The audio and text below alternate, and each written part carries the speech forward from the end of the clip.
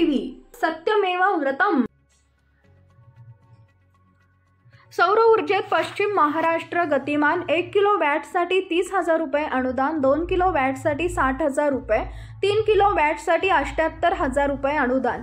गरजेपेक्षा अधिकची वीज महावितरण विकत घेणार, परतावा वीज बिलात समायोजित करणार। सौर ऊर्जा प्रकल्पातून 25 वर्ष मोफत वीज। केंद्र आणि महाराष्ट्र सरकारच्या समन्वयातून महाराष्ट्रात 4714 घरांमध्ये सौर ऊर्जा वापरली जाते। पंतप्रधान सौर घर मोफत योजनेला उदंड प्रतिसाद देत राज्यातील 31,000 घरगुती सौर ऊर्जेचे वीज ग्राहक झालेले आहेत। यापैकी 4,714 ग्राहकांकडे प्रत्यक्षात सौर ऊर्जेचे दिवे चालवले जातात। त्याशिवाय राज्यात आणखी 875 अशा सौर ऊर्जेच्या प्रकल्पांची कामं वेगाने पूर्णत्वाकडे जात आहेत।